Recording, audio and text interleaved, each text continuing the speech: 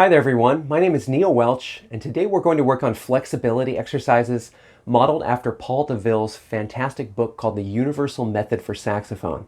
If you're not already familiar with this book, I really encourage you to explore it for yourself. It's a resource that's used by students and professionals alike, full of great articulation exercises, scales, patterns, etudes, and more. You can definitely find that at a local music store near you or online.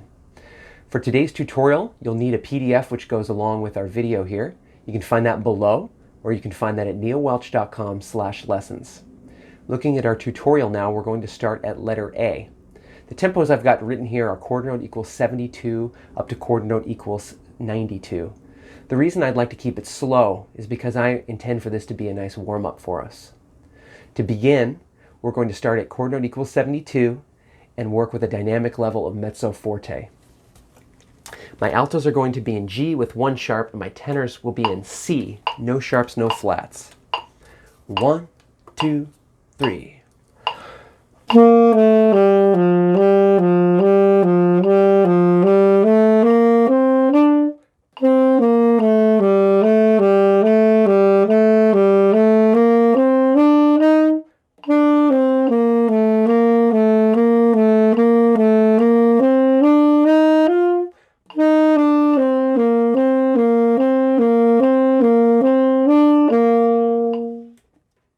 So my second time on the repeat here, I'm going to turn the tempo up to quarter note equals 80.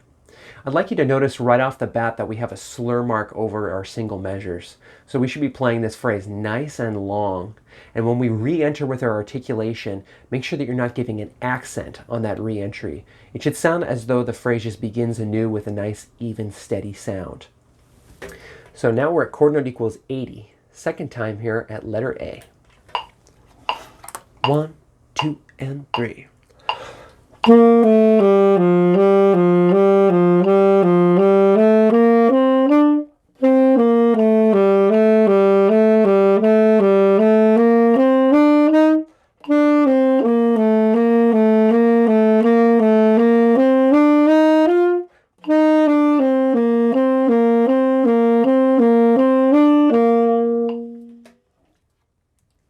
Moving on to measure number 9, we're now in a new key. My altos are going to be in F, so you can expect one flat, and my tenors are in B flat, so you can expect two flats. So when we're working through this exercise as well, we're using the same breathing, so we're only breathing every 2 measures. I encourage you to keep that in mind while you're playing, that when you take that breath, try and make that breath itself even consistent. That can really help you play a piece more consistently in tempo as well. Sometimes for myself, if I take too deep a breath, it can kind of interrupt my, just kind of my flow while I'm playing. Let's go ahead and start at measure number 9. New key, so let's slow it back down to quarter note equals 72. 1, 2, and.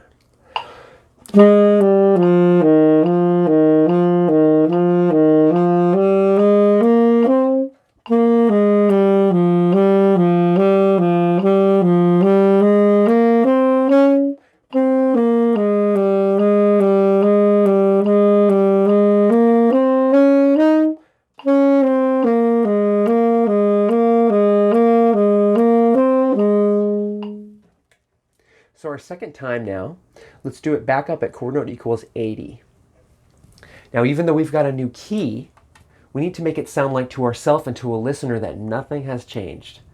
And that's a really important part of playing the horn, that we have to understand that some keys might be more technically difficult than others, but we have to work at mastery on this instrument to get to a point where we feel as though playing in, say for my altos here in the key of F, felt the same as playing in the key of G to a listener. It might not feel the same to you and your fingers, but to a listener and to your own ears, it must sound the same.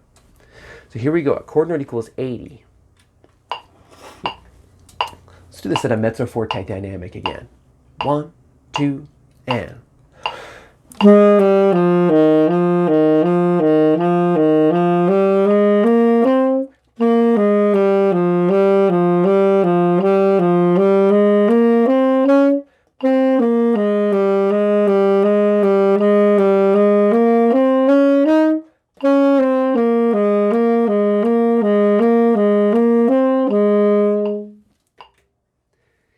Let's move on to letter B on our second page here. So as we move on to this page, I want you to recognize that we've got some staccatos that are going to be written in this. This is actually now a completely new exercise. So when we're doing these staccatos, even though we're going to be playing slowly, I'd still like you to work on playing them nice and detached. So make sure that we're using our tongue on the front and end of the note when we articulate those staccatos. Tut, tut, tut, tut, tut, tut, using that nice steady airflow still. So slowing my tempo back down to chord note equals 72. I'm on my second page, measure 17 at letter B. My altos are now in the key of C, no flats, no sharps. My tenors are in the key of F with 1 flat. Nice and detached on those staccatos. 1, 2, and.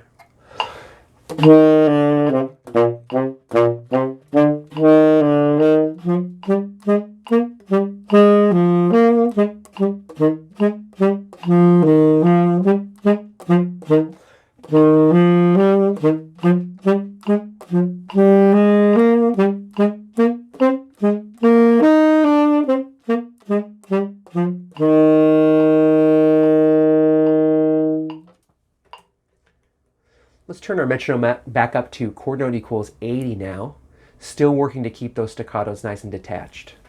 Second time at measure 17 here. 1 and 2 and 3.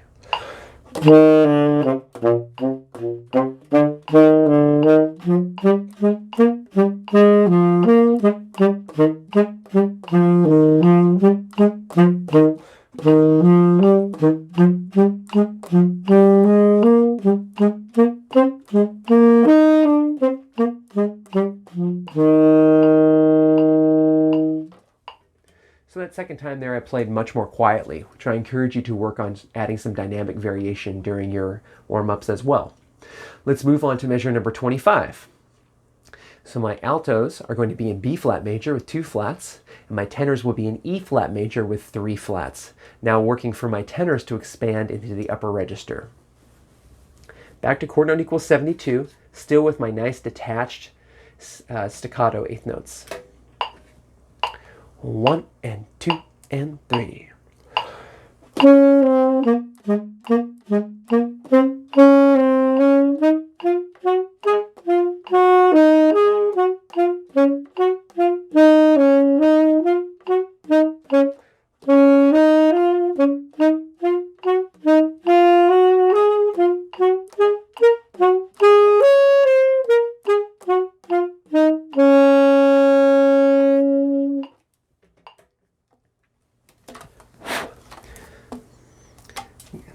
Got some water inside of one of my side octave key pip there I could feel while I was playing.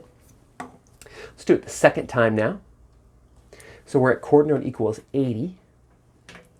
I'm still working on these nice detached eighth notes. Second time. 1 and 2 and 3.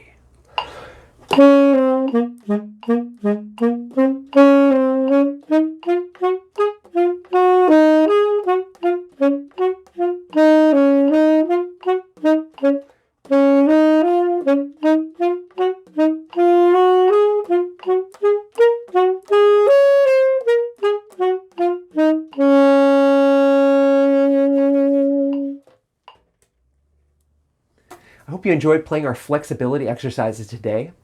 If you'd like to find more etudes, more exercises, you can visit neilwelch.com/lessons. I also would like to encourage you once again to check out the Universal Method for Saxophone by Paul DeVille.